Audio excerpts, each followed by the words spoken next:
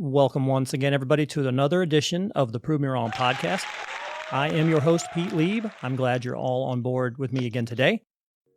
Sometime in the late 60s, a rumor started to circulate that one of the most recognizable figures in the world, Sir Paul McCartney, member of the rock and roll supergroup The Beatles, had actually died and been replaced by a body double without anyone recognizing it, and thus beginning one of the most durable conspiracy theories probably of all time at this point. Supporters of this notion pointed to imagery in cover art of subsequent albums, interpretations of lyrics, even spinning albums backwards looking for clues.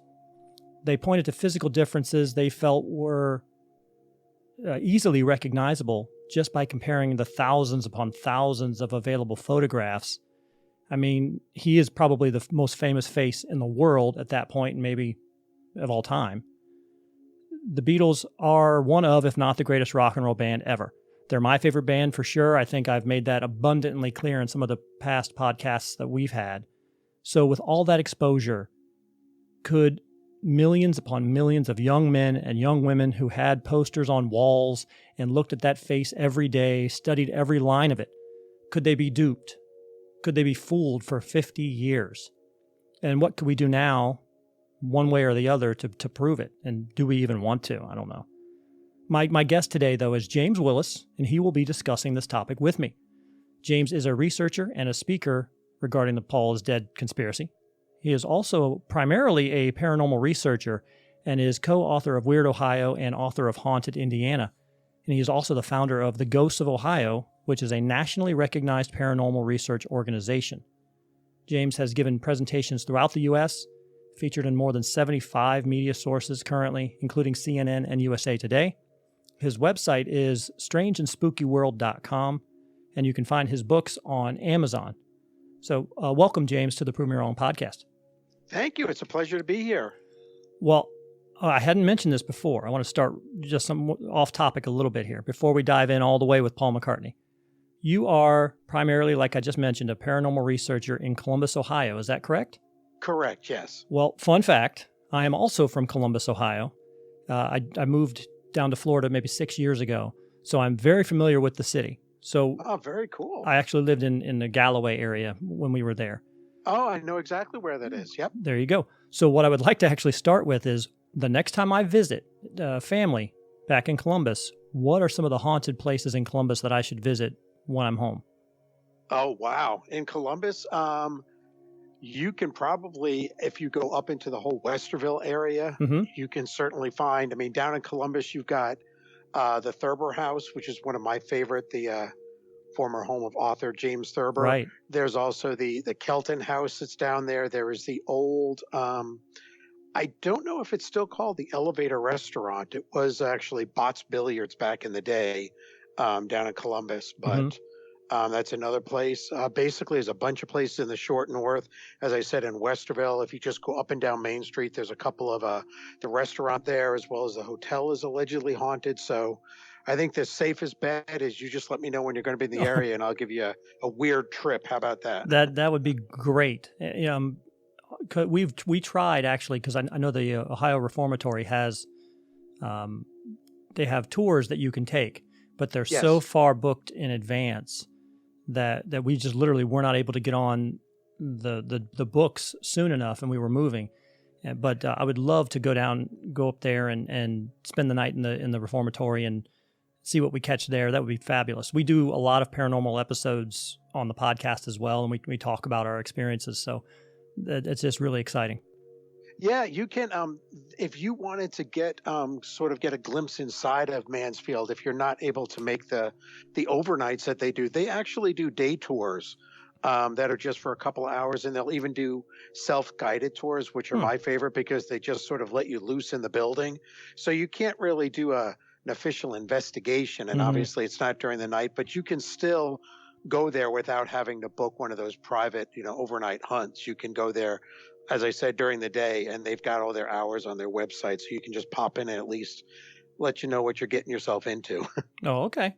Well, next time I'm in town, I will reach out to you and see what you recommend. I really appreciate that. That's fun.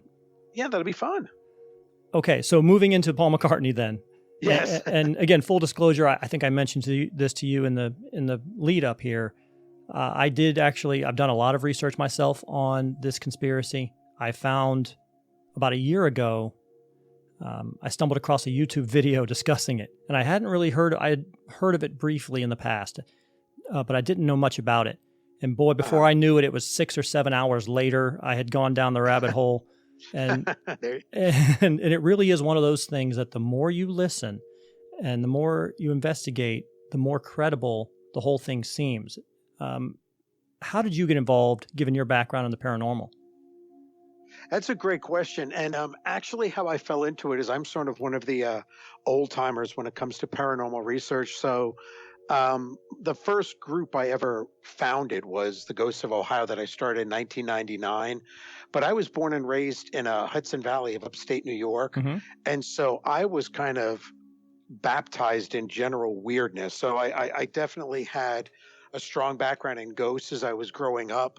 But there was all sorts of, UFOs and monsters. And just if it was weird, I was into it. Right. And I joined my first ghost group, if you will, probably in the early 1980s. And I would say in the mid 1980s, a theory got put forth, which I believe some people still subscribe to today, which is that if you get an EVP and it doesn't make sense, you should try running it through filters. Well, back in the day, one of the filters, if you will, was play it backwards. So I started looking into, well, why would you do that? And I started finding all of these books and newspaper articles about what they were terming subliminal lyrics, which were things that were hidden inside of music. Sometimes you played it forward, sometimes it was called backmasking, and they would hide something in there backwards. And as I was going through it, and you're finding all these things that if you play a Queen song backwards or Led Zeppelin Stairway to Heaven backwards, there was a little blurb about playing some of the Beatles songs backwards. And as I looked into that, I came across this thing that where all of these other backmasking and subliminal messages were just, well, this band did this one thing, or this band did this one thing. There were a whole mess of Beatles songs that you were supposedly able to hear weird things in. And it laddered up to a bigger conspiracy theory, if you will, which is what I was totally into even back then, was that Paul McCartney had been killed in a car crash and replaced by a double. And when I read that, I just remember going, I don't know if this is true or not, but this is the craziest thing I've ever read, that, as you were saying, a member of arguably one of the largest bands ever had been replaced by a double, and that the other members started to feel bad and hid clues in their record albums. I mean, at that point, I dove into the rabbit hole because it was just so fascinating, because I'm very heavily into music as well. And so the idea that there was this other layer, if you will, to the songs, and they were all kind of coming together, the songs and the lyrics and the music and those weird little things that were in the background of Beatles songs, coupled with the imagery of the albums and the liner notes. It was just one big thing that I just kind of ate up. So do you happen to know how the conspiracy theory began? Where it started? Well, this is what's interesting, and I can only talk about the research that I've done personally, because for me, having spent time with ghosts and urban legends, I know that really good urban legends never die. They just mutate every couple of years. So whenever I'm talking about the Paul is dead conspiracy or theory, whatever you'd like to call it, I can only really talk about my research and what I found. And I will say that most of the conspiracy theorists will say that the actual car accident, if it really did occur, most will say that it happened in November of 1966. The actual urban legend, if you will, I've traced that back to late September of 1969 or the beginning of end of September 69, beginning of October of 69. But in terms of an actual paper trail, the earliest I can find physical evidence, if you will, that something might have brought about this urban legend is I found a copy of it was called Beatles Book Monthly. It was sort of like a fan club fanzine that was printed and they would mail out. I found in the February 1967 issue of Beatles Book Monthly a little snippet of an article that was called False Rumor.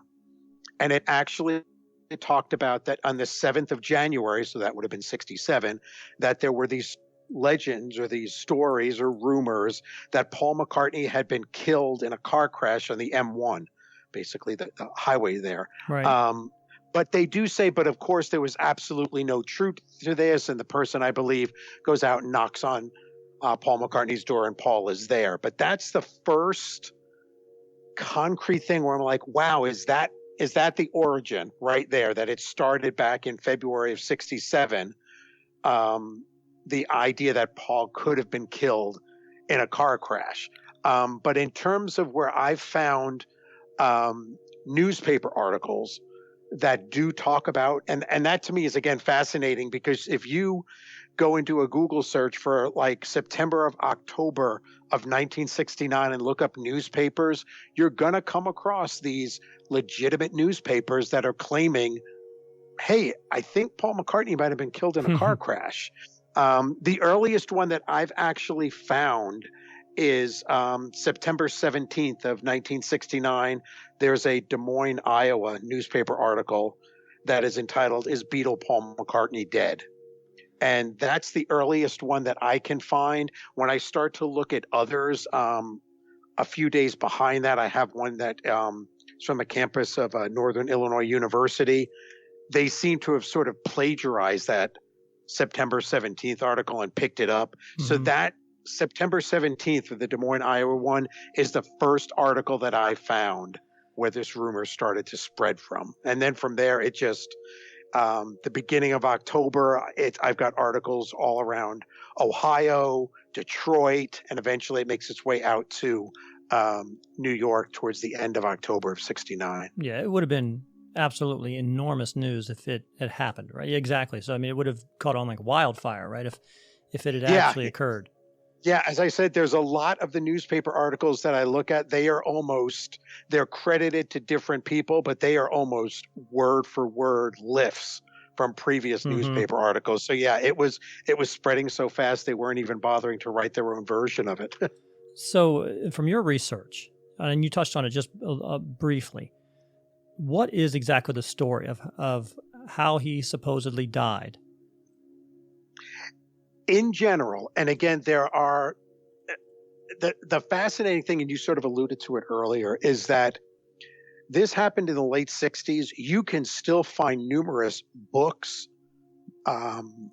articles on the internet, all sorts of things that literally are still finding clues.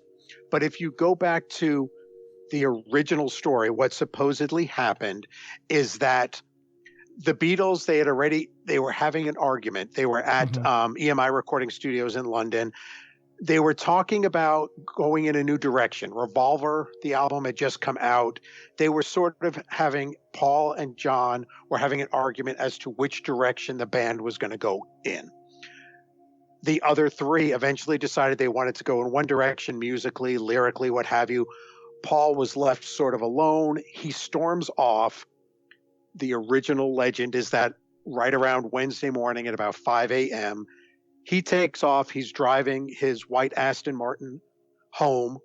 There is a girl standing outside in the rain. She's hitchhiking. Paul picks her up. She gets in the car and then recognizes that it's Paul McCartney and sort of becomes, I guess you could say, smitten. Right. And starts sort of, shall we say, distracting Sir Paul.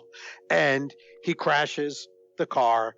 He dies in it. In some versions of it, he is nearly decapitated, but he's dead. The rest of the Beatles get together and they decide, look, we're kind of like the biggest thing on the planet right here. We can't really stop. At that point, the decision was made that they were going to get a look-alike and sound-alike to take the place of Paul McCartney, who is now referred to as Fall for fake Paul. But basically, they were going to put a body double in his place and keep going as the Beatles. And that the longer the remaining three Beatles kind of kept up this facade, they started to feel bad about it and decided that they would start putting these little clues within the music and on the album covers to sort of ease the fans into the harsh reality that Paul was no longer with us. So the body double, I had seen reports that the body double was actually already an impersonator, a body double of Paul McCartney, somebody potentially that even worked for him in that capacity, and that had done, at least from what I had heard, it was a man named Billy Pepper, and he had a band called Billy Pepper and the Pepper Pots, and I don't know if any of that is any truth to that or not, but then that kind of matched up with the whole Sgt. Pepper album coming out.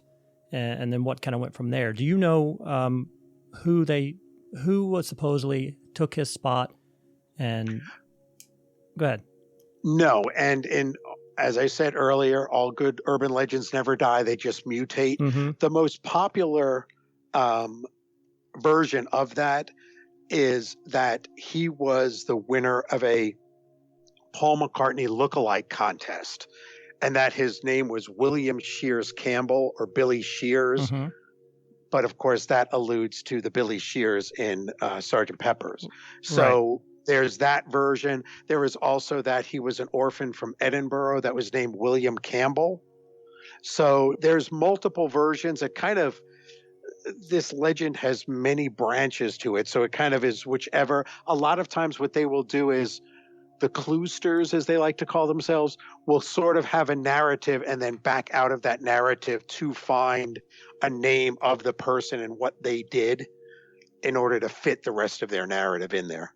But no, I personally, I've never come across sort of the smoking double, if you will, that everybody points to and goes, no, that's him.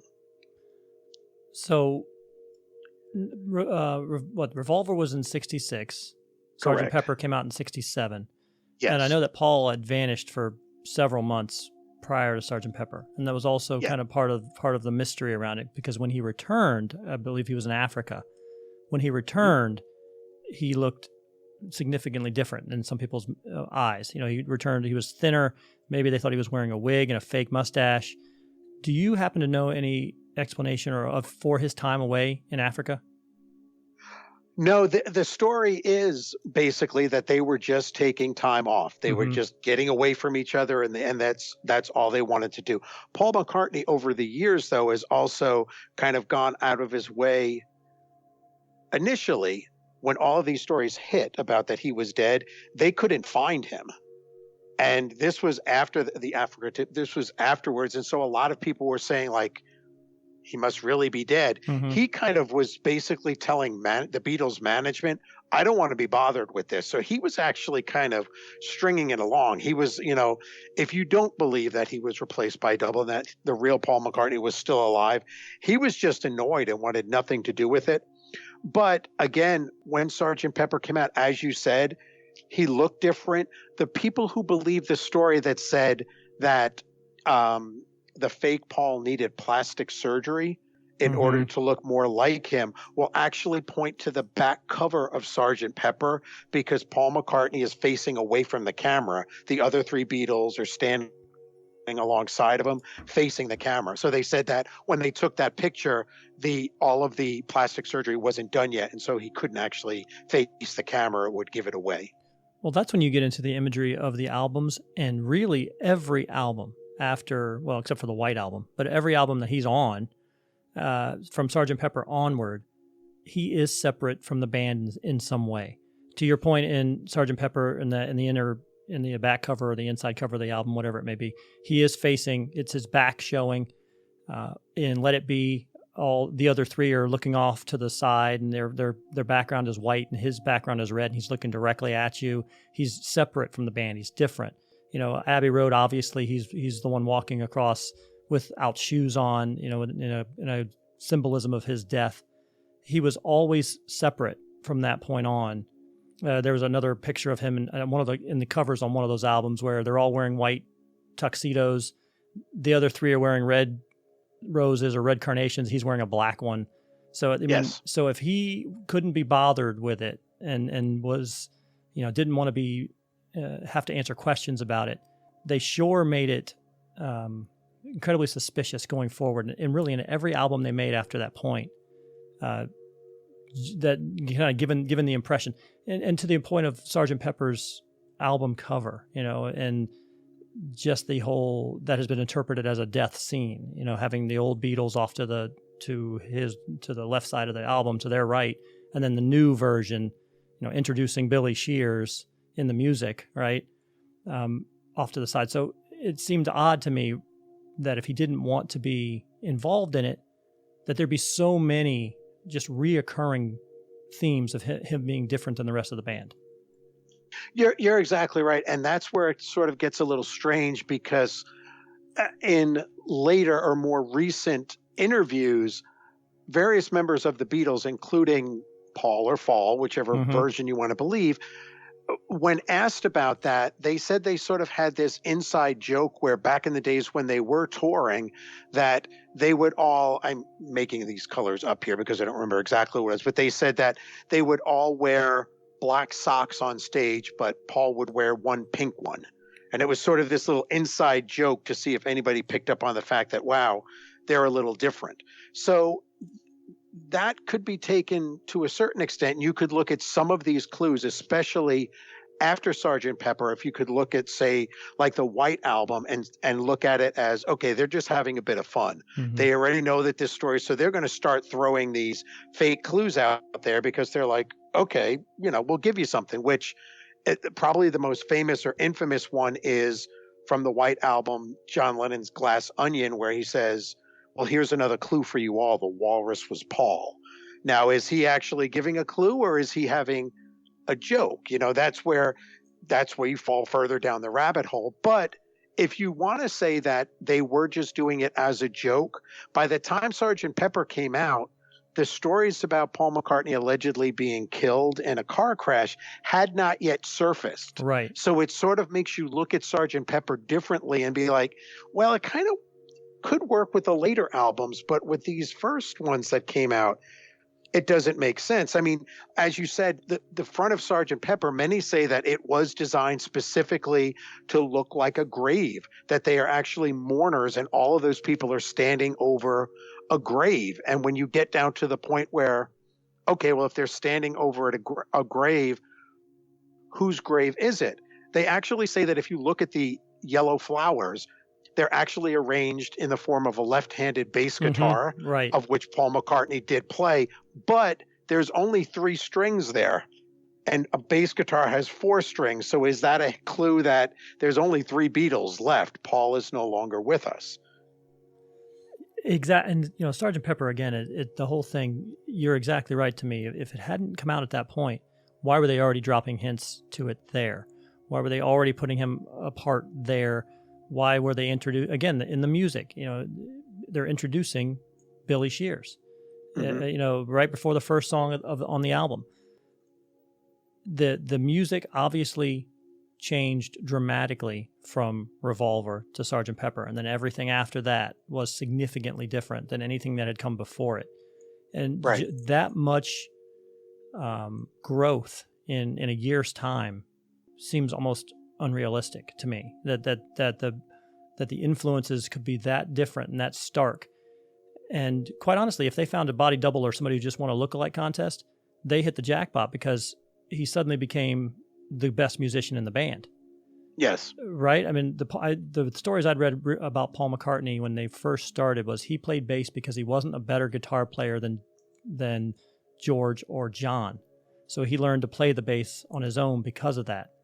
Right. And then by the time they finish, he is overdubbing George Harrison's guitar work on Let It Be. He's playing multiple tracks on Abbey Road on the drums for Ringo. He's playing Hey Jude, and he's a concert pianist somehow. He's playing all kinds of brass instruments. His musicality, and I get it, it's your job. You're supposed to improve. His musicality improved miraculously from one year to the next. I'm in total agreement with you. And there are those that are saying that, well, it's just that the times were changing. And you could look at it as being sort of a symbolic death of the Beatles, because if you take Revolver and put it up against Sgt. Pepper, they're totally different, not only musically, but also, you've got, I believe that Sgt. Pepper was one of, if not the first rock album that actually had the lyrics on the back cover. So you've got this album cover as well that you're like, what is all this stuff? And some people say, you know what? It was just art, and that had not been done before. So everything doesn't have to mean something, but there were people that were looking at sort of the earlier Beatles lyrics, and they're very simplistic. They're catchy and they work, but they're not very deep or sort of metaphysical, almost, if you will, into the content. So you could say that the Beatles were just evolving and the old Beatles had, quote unquote, died. But again, that being said, there's a lot of things in there that just seem to point to the fact that Paul is now different. I totally agree with that. So, along with the music, there were also some physical changes that people were pointing to, right? With Paul, in terms of obviously his facial structure, but also his height and things like that? Correct. And a lot of that, the people that say it's all just a rumor, or it's all just things that are made up, will point to some things is that, well, the video cameras or the still cameras, they were dealing with new trends in sort of depth of field, and some of that was throwing it off. But yeah, you can actually look at some of the videos that they're in specifically, and you can see that their height Paul McCartney's height seems to fluctuate from one moment to the next almost. I think the biggest thing is there are pictures that do show Paul McCartney with some substantial wounds to his face that many people point to and say that was actually when he was getting, or the double was getting, the plastic surgery done. The other people that say that this is all just, a legend and made up, point to a rather serious moped accident that over one Christmas break, Paul McCartney was in. So again, which one is it? Is it a little bit of both maybe? It just, again, just rumor upon legend upon whisper that just kind of stacks itself. So there was an Italian, I believe it was an Italian version of Wired magazine. Was it Wired magazine? I believe that's what it was. And they, in the late 90s, they tried to kind of put this to bed, if I remember correctly, by saying we're going to use some facial recognition technology that we have now that we didn't have then. And we're going to take some photographs from Paul in the early 60s and then from Paul in the late 60s, and we're just going to validate and show you that based on this facial recognition that this is the same guy. And have you heard this piece? Yes. And then they kind of missed their deadline, right? They missed their deadline for publication, and the editor would come and ask them, what's taking so long? And they just needed a little bit more time. And then finally they kind of admitted that the longer we looked at it and the longer we reviewed it, the more certain we became that they weren't the same guy. They had to have been different. And then, that is an actual magazine article. I've seen it where they are publishing the pictures showing the differences in the space between the eyes and in the ears themselves, and the shape of the palate and the jawline, and some significant differences, the size of the head between pre-65 Paul and post-67 Paul. Yeah, I've even seen things where they've kind of done a superimposing, where they actually show that they kind of try to, where you're looking to see if the sort of the features and the body parts actually line up, and they don't. Yeah, I guess my question to it was always, if I'm going to give him some rationale here, is why not just come forward and say, yeah, I had plastic surgery. Yeah, if I was actual fake Paul and I want to put this to bed, why not just say, you know what? Yeah, I had some plastic surgery done. There were some things I wanted to change. It's a kind of a common thing now. It wouldn't be looked down. It wouldn't be looked down at. It wouldn't be scorned. Why not just say, yeah, I've had some work done. There were some, maybe a little bit of scarring. Maybe my face isn't quite what it used to be, but it is what it is. Versus just kind of flat denying it or not even addressing it at all and just letting this continue to fester. Yeah, it doesn't make any sense. I do know that when these rumors were going along and when they really started to take off, the Beatles were barely on speaking terms. And so the people that say this is just all made up will point to the fact that when this rumor kind of was finally put to bed, if you will, I don't know if it ever really was, but shortly after that, the Beatles broke up, and then Paul and John specifically were kind of battling it out album per album, kind of taking digs at each other. And now I do know that there were several interviews with John Lennon where he did address some of the rumors, and he would kind of explain what he was actually saying. There's at the end of Strawberry Fields Forever, it's clearly John Lennon, and some people believe he's saying, "I buried Paul," and he said, "No, I was actually saying cranberry sauce," which it makes no sense. There is a version, believe it or not, in one of the anthologies, I believe, where you do hear him say cranberry sauce. So it's when I first heard that, I'm like, that's almost as illogical as "I buried Paul." But when it came down to where they would say, well, why didn't Paul McCartney just say, no, this is all ridiculous, it's all made up, and as you said, just come forward and just say what the truth was? And John would always say, again, I'm shortly paraphrasing this here, but he would say, you're going to have to ask him. So John would sort of address some of the John aspects of the Paul is dead story, but he wouldn't ever come right out and say, no, the whole thing is made up. It always would come down to, we'll go and ask Paul. But I think that they also, the other three, probably had something to defend also. Because I do think if they just came out and said, you know what, yeah, we made it all up. This was actually somebody else. It was William Shears. He played with us for the last 5 years of the band. That could potentially kind of tarnish your legacy, kind of tarnish what people would think of you if you're saying, well, yeah, we perpetuated this hoax on you all for that long. And even after that, I don't know. I don't even know if there may be even potentially some legal ramifications to suddenly saying this is not the person who we said it was. This is a phony or a fake who has assumed a new identity. I don't know what kind of legal ramifications there may be to that, but it seems like there may be a reason for them, for George and for John and for Ringo, who's still alive, to not actually fess up to it. Yeah, I mean, I don't know about back in the 60s, but certainly in today's lawsuit happy world, there would be somebody that would sue saying, I bought this thinking that it was all 4 Beatles and it's 3 and a sound alike, so I want my money back. So again, I don't know about that time period, but I could certainly see that happening today. And in terms of you said sound alike, in terms of that, there was also I believe, they measured the vocal signature of Paul McCartney, and as far as I'm concerned, they took Yesterday, and took the same song and they played, pre 66 and then post 67, and they said there's really the vocal signature on those two, on that same person, wasn't the same, and they can't be different. Your vocal signature is kind of like your thumbprint. It's unique to you. Is that correct? Correct. Yes. Yeah. And what the naysayers will point to is they will just say, well, it kind of goes along with the photo analysis, is that, once you hit a certain age, you start falling apart. So things are going to sag. And of course, they're not going to line up. And if you're a singer, your vocal cords, you're not going to be able to hit those high notes anymore. Things are going to change.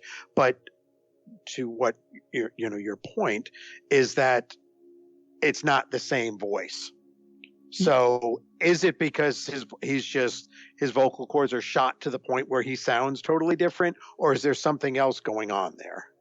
Yeah, exactly. I mean, they're saying his vocal signature was different, not just that his cords were tired. They're saying that literally it was a different vocal signature than it used to be. And it was only a couple of years later. It wasn't that they took 20, 30 years of time in between. We're talking 2 years. And that's what I always found so interesting was, yeah, okay, I understand that some people grow 3 inches over a time frame, but usually not when they're 24. He was like 23 or 24 at that point, and he was 5'9". He was essentially identical in height to George and to John. And then 3 years later, he's 3 inches taller than George and John. And there are pictures of him with his girlfriend previously, Jane Asher, where he's maybe 3 or 4 inches taller than her. And then there is another picture of them where he's 9 inches taller than her. He's a whole head taller than her. His shoe size changed. And I mean, like I said, I get that young men grow, but usually they're not growing at 23, 24 years old. Not normally. Right? I mean, so that seems odd. But in terms of, there were some hints put into movies also, right? I mean, there were parts of Let It Be, the movie where they were kind of showing the making of Let It Be. And there were conversations between Paul and George that kind of signaled that maybe he was talking to George as if, well, you remember how you guys did it then versus how we did it, things like that. Right. Yep. Go ahead. Yeah, and those sort of clues and can be taken all the way back to, it's interesting because when you think of promotional videos, you think more of like the sort of like MTV beginning in like the early 80s, but there are what could be classified as music videos that the Beatles did put out. And it goes all the way back to like Magical Mystery Tour. If you look at that in general, just the imagery that's all through there, as well as the things that they're saying to each other, all the way down to the whole idea of the walrus. Well, who is the walrus? And you've got this video that they're all dressed up like they are on the cover in these different costumes. And it doesn't look like Paul McCartney is the walrus, but there's various references in the actual movie or the promotional video that point to the fact that he's supposed to be the walrus. So yeah, there's all sorts of these weird things that are popping around in videos, all the way down to if you look at what was deemed the Beatles' last video, which was Free as a Bird, which was after John Lennon had passed away. It was years later. They basically took a John Lennon song that he had started, and the other Beatles kind of added their voices and instruments to it. There's actually things that are pointed to as being clues in that video as well. So yeah, again, if this was not something that they thought, if it wasn't real, if these things aren't intentional, they can't all be coincidences. There's too many things that are making you go, for it to all just be coincidences.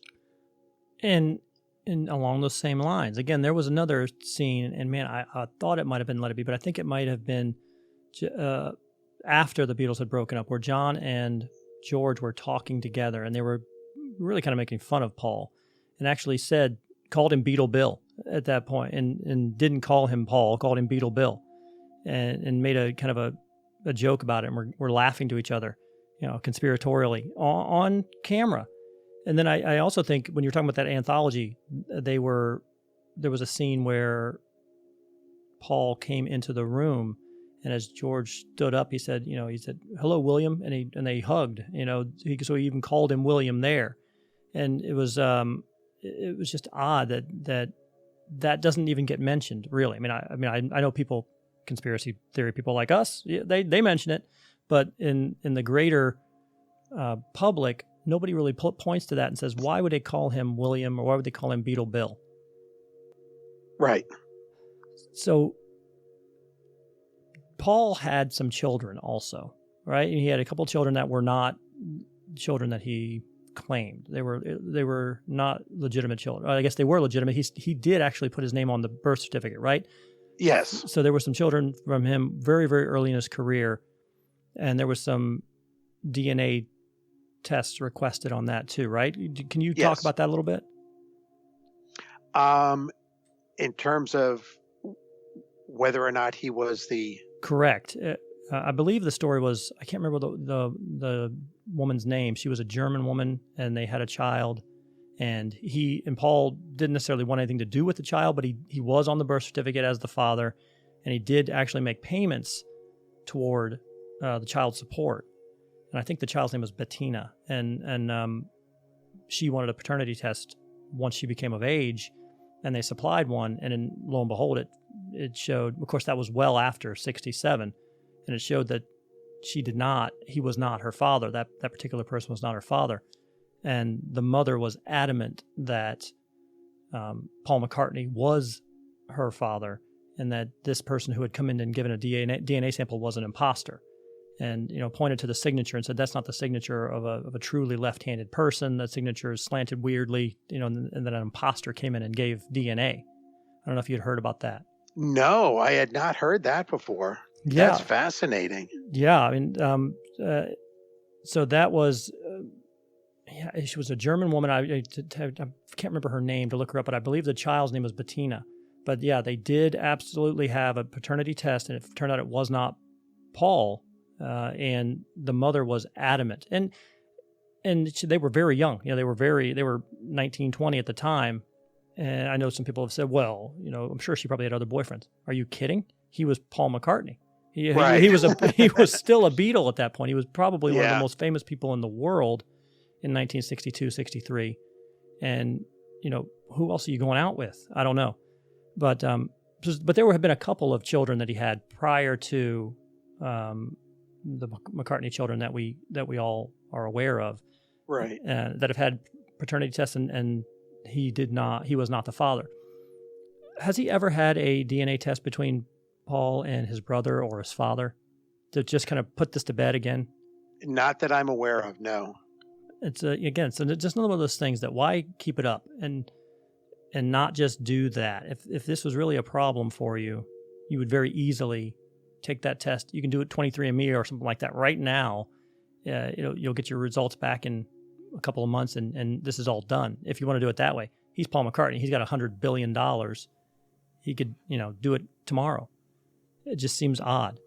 Right. And you're talking how many decades after the fact, and this is still not going away. So it's something that is still around that you think, as you said, it would be quite easy for him to sort of put to bed, finally. But I think part of it might also be that he does now kind of poke fun out of the story about him being dead right now. I mean, I think most famously he did on the cover of one of his live albums, Paul is Live, Mm-hmm. He sort of recreated the walk across Abbey Road, except he's got his sheepdog walking across with him, but he's got his shoes on. So it's totally different from the actual Abbey Road with all the alleged clues in it.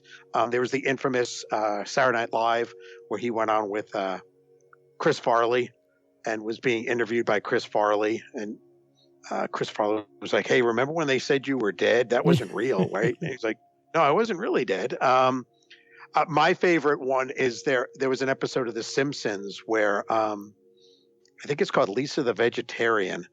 And Lisa Simpson wants to become a vegetarian, and she goes to the Quickie Mart and finds like a secret passageway that goes up onto the roof or somewhere that's like this garden that Paul McCartney, and it is actually Paul McCartney and Linda McCartney's voices.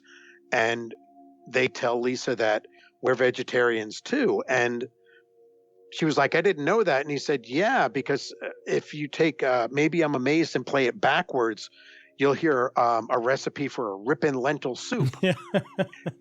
and then wouldn't you know it, at the very end of the episode, they start to play Maybe I'm Amazed, and you clearly hear something being spoken backwards that's kind of buried in the mix.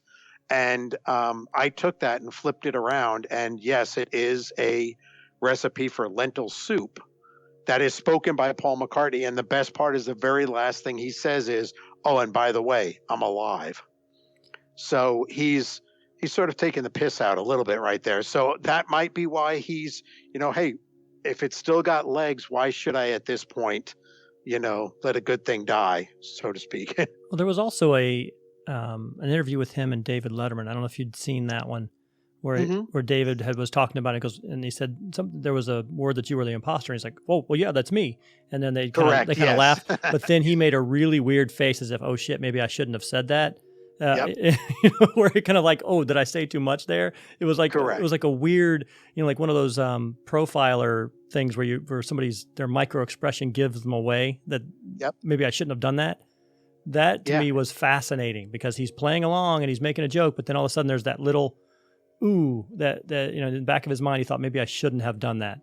Yes. That was interesting. Yep. But you're right. You're right about it not going away. And in fact, there was a book recently, and I don't know if you're familiar with it, called The Memoir of Billy Shears by Thomas E.U. Harriot. And are you familiar with that book? No, I'm not familiar with that one. I know that there's Plastic Maca that's out there. It's a wonderful sort of compilation of every known clue that's out there. But no, I'm not familiar with that one. Yeah, this is not supposed to be necessarily a research book. This is actually alleges to be the first-hand account, the true story of Billy Shears and how he became. And if it's a work of fiction, it's brilliant. But it really kind of talks about Billy Campbell, Billy Shears, how he began, how he was approached by Brian Epstein and Beatles management, how they kind of convinced him that, with the help of MI6, the government, because what was the bigger export in Britain in 1966? Nothing was a bigger export than the Beatles. It made business sense to keep them going. And then they came to him and basically asked him to take this spot, and that the Beatles themselves were a little hesitant to do it, but they can understand. But then he kind of said to them, well, if I'm going to do this, I'm giving up my entire life. I no longer exist. And so from that point on, I'm going to be in charge of this band. This is going to be my band from that point on. And it seems weird, but at that point, I mean, I think you could kind of clearly say that Paul McCartney really did become the leader of the band in 1967 and onward. I think before that, I think most people maybe it was debatable, but I think most would say that John was really the leader of the band up until 65, 66, and then Paul really took over. But it's a fascinating book because it goes through the whole timeline, and Thomas E.U. Harriot makes the claim that this information was given to him firsthand by William Shears, a.k.a. Paul McCartney, and that this was his story and he was kind of getting it out there. So if nothing else, I would recommend you take a look at it and read it. It's interesting. I definitely will check it out. Like I said, if it's a work of fiction, it's still brilliant. It's still incredibly riveting to put yourself in there and kind of go through the mindset of why he would do it, why he did it, kind of the logistics of the whole process. So I would recommend that to you. Yeah, thank you. Definitely, I'll check that out. So I also think that there was a rumor about George Harrison having a deathbed confession. I don't know if you'd heard about that either or not. There is a DVD or a movie. Mm-hmm. Paul McCartney Really Is Dead: The Last Testament of George Harrison. That is pretty much been debunked as faked. And I actually think you might be able to stream it with like Amazon Prime now, I think. But if not, you can find it out there. I'm trying to think of when it came out. It was a couple of years ago, but the premise is that these cassettes show up that are supposedly George Harrison giving his last will and testament on these cassettes. It doesn't take a Beatles aficionado very long to find out there's no way that that's George Harrison talking. He loses his accent at various times, but what it basically is trying to say is that George Harrison is saying, yes, Paul McCartney really did die and he was replaced by a double.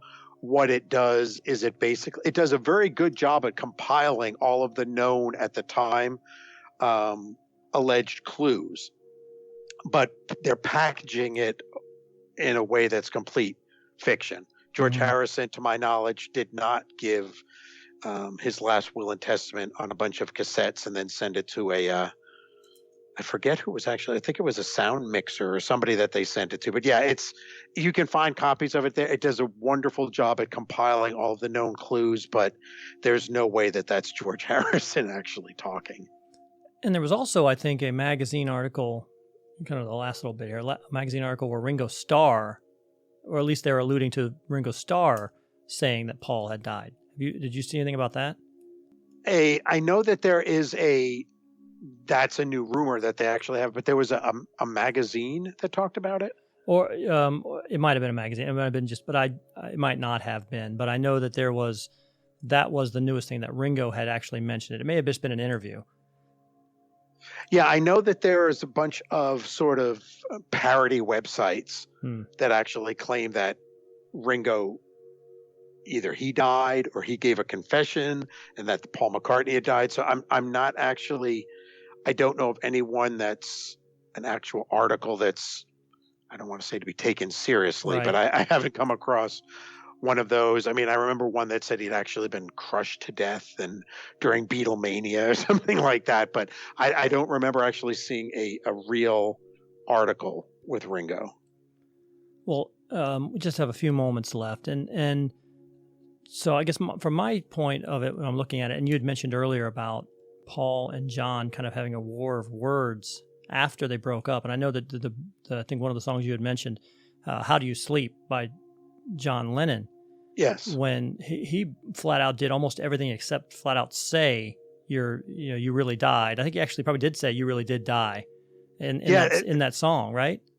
Yeah, there's the line, those freaks was right when they said you was dead. Right. So, I mean, you don't get much more. That's pretty conclusive. Clearer than that, yeah. Now you could actually say that he was talking about Paul being dead inside and not actually being physically dead, but I don't know. That's pretty blunt. And at that point in his career, John Lennon had sort of abandoned the more trippy lyrics, if you will, and gone for more. He was starting to move more towards that straight ahead lyric where there wasn't much left to the imagination. So I don't know, but yeah, I don't think you get much more plainer than stating it that way. No doubt. Well, last question then. So, James, what do you think should be done or could be done at this point to just kind of put this to bed once and for all? Is it as simple as just, Paul taking a DNA test to get this done? What do you think can be done or should be done and to end this? I think that would be the simplest way, is just if Sir Paul, like you said, had a DNA test. Honestly, that's never going to happen. Because I think there's too much at stake if it really did happen. And if it didn't happen, the fact that people decades later are still looking for clues and are still having podcasts and talking about it, why let a good thing go to waste? So, I think it would just be as simple as him giving a DNA test and just saying, here's what the results are. Look, it's really me. But again, the fact that he probably will never do that is going to keep people guessing, and it's going to keep those stories alive. So that's why I don't think it'll ever happen. And it's only hurting him by not doing it because it only adds more support to the fact that he's not Paul McCartney. Although the Paul McCartney would just do it. It would do it tomorrow and say no big deal. Paul McCartney has nothing to lose. Fake Paul McCartney has everything to lose because he's been acting like Paul McCartney for over 50 years. He's got children who are living on the McCartney name. He has hundreds of millions of dollars that would probably be gone within a year after the litigious society that we're in. The actual Paul McCartney family members, and we hadn't even gotten into those. How do the Paul McCartney family members live with? I mean, obviously, your mom, your father, they have to know that you are not actually Paul McCartney, right? I mean, wouldn't you believe that? I would wholeheartedly believe that if that were the case, they would have to know. So they would have to be in on it. I would think that they would be, and they say that, they were bought off, and that's actually why, Paul McCartney didn't have anything to do with who would become Linda McCartney. And then it was believed that, who Paul was involved with at the time was not going to play along. So she was bought off and, kind of ushered out of the picture and because she wasn't going to play along. Well, like I say, so what would you suggest to people out there who may be hearing about this for the first time? What would you suggest? How would you suggest they start their research, and where should they go to look for just some of the basic things to kind of get them working? Trust me, it'll work itself from that point. But how do they get started? Yeah, I mean, I have on my website, Strange and Spooky World, I've got sort of the basics to the Paul McCartney thing, that if you wanted to start there and sort of get like a primer. But really, if you just type in PID, which is like a lot of people, because we don't like saying words anymore, Mm-hmm. Paul is dead. But if you just type in Paul McCartney dead or something, you're going to get, if you've never heard of this before, just typing in Paul McCartney is dead into a search engine, and you're going to say, how did I not know this was a thing? Regardless of whether you believe it's true or not, you're going to, this rabbit hole is big and it is deep. And that's what I think is the most fascinating thing, is that I can still remember the first time that I looked and saw this thing, like, wait a second, Paul McCartney is supposed to be dead. And from that point on, I never looked at the cover of Sgt. Pepper the same again.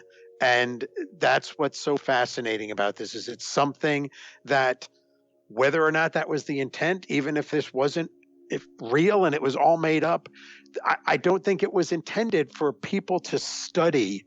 But to me, it's such a beautiful thing that people are digging even deeper, if that's possible, into the Beatles to get at things. So I guess that's one good thing that's come out of all of this.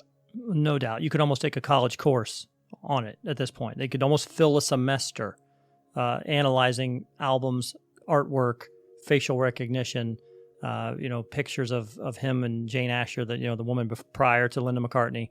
Yep. And we never even got into Heather Mills, who was his wife up until a short period of the time, early 2000s, when she divorced him and said that, the reason she divorced him was because of the betrayal, and it wasn't a sexual betrayal. He didn't cheat on her. It was a different kind of betrayal that she couldn't say. And people at that point immediately said, well, it's because she found out he's not really Paul McCartney. Correct. Yep. He's somebody else, and she found out. And so now that suddenly she's being paid $900 million to go away. And that, we didn't even touch on that. I guess we just did, but we hadn't up to this point.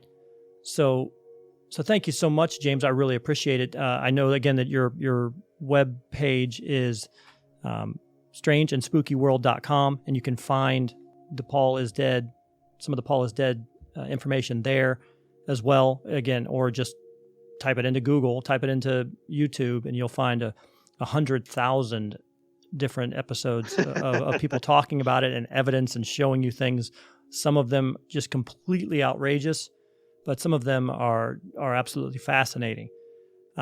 Anything else that you'd like to say? Or do you make any type of personal appearances, things like that, book signings that you wanted to mention briefly?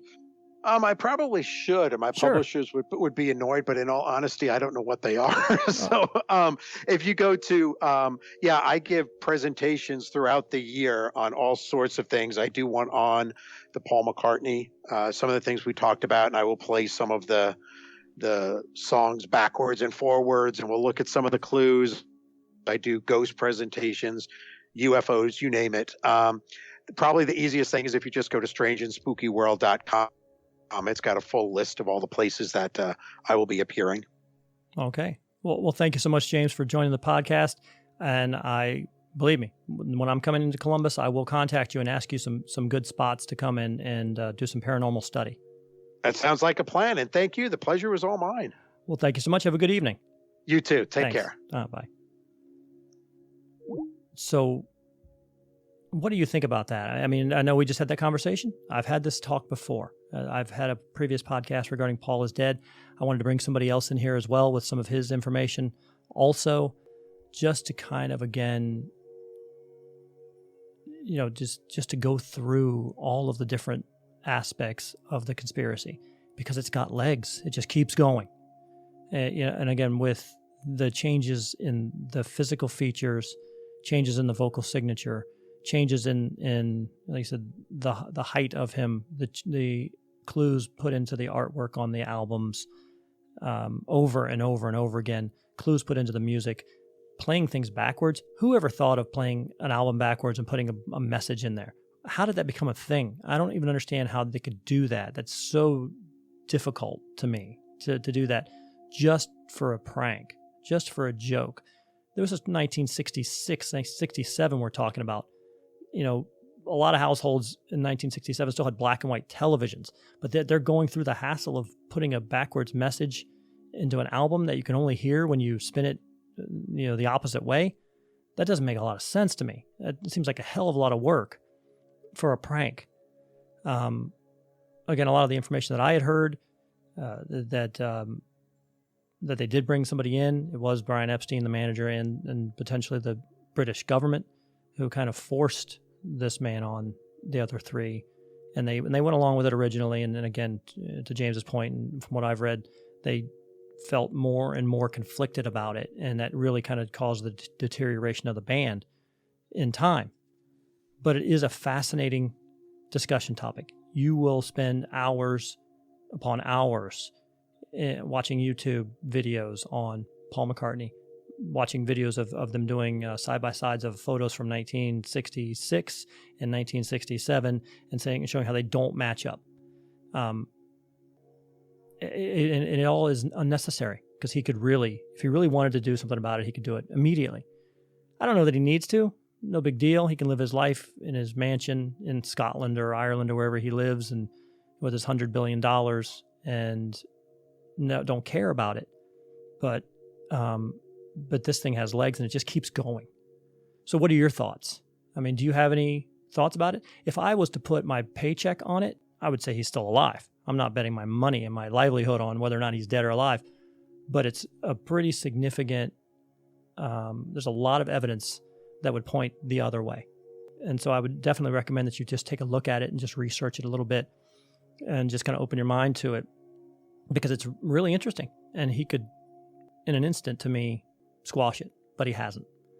So again, what are your thoughts? You can contact us on our Prove Me Wrong email. It's provemewrongcast@gmail.com. That's the email address. You can also contact us through Facebook or Instagram. Just Prove Me Wrong is the name of the show. You can search it in Facebook, on Instagram. You can find us there. If you're just looking for content through the podcast, we have obviously the podcast app, iTunes, Spotify, SoundCloud, Stitcher, TuneIn Radio, any application that you find podcasts, you can find the Prove Me Wrong podcast. Like and subscribe to it, and you will be the first. You'll be notified when new content comes out. Also, in terms of, we're on YouTube as well. So there's a scroll right here on the bottom of the page here. Please like and subscribe to the podcast on YouTube. And again, that way you will be notified when a new episode has come out and you won't have to guess when it's going to be there. So once again, I'd also like to thank our sponsors today. This episode of the Prove Me Wrong podcast was brought to you by our friends at Java Remix. Java Remix is a perfect blend of 100% organic Arabica coffee infused with CBD. So start your day off on the right foot with a great tasting cup of coffee with the demonstrated benefits of pure CBD. Java Remix offers traditional ground coffee as well as single-serve K-Cups in both regular and decaf. They also have bath bombs, face scrubs, teas, things like that if you're not a coffee drinker. Also, for an added benefit to our Prove Me Wrong listeners, you can go online right now to javaremix.com and enter the promo code Prove Me Wrong for an additional 20% discount off your entire shopping experience. Java Remix also offers free shipping on all orders over $40, so you have no reason not to try. Prove Me Wrong, 20% discount, and free shipping over $40. So thanks once again to Java Remix. javaremix.com, promo code Prove Me Wrong. The Prove Me Wrong podcast is also brought to you by ZendoZones citronella burners from JT Eaton. They are shaped like fearless little bug-repellent tiki gods, so let Surf and Stan, Hawaiian Howie, and Luau Lily bring the islands to your backyard with ZendoZones citronella burners. ZendoZones uses natural 3% citronella candles and incense cones, perfect for patios, decks, backyards, campsites, poolside, and more. You can enjoy the outdoors again. They are available on Amazon and at Ace Hardware stores. Collect them all today. So for my guest, again, James Willis, and we're talking about Paul McCartney is dead. Put it into a Google search, a YouTube search, and see what comes up. For the Prove Me Wrong podcast, I'm Pete Lieb, and we'll talk to you again soon.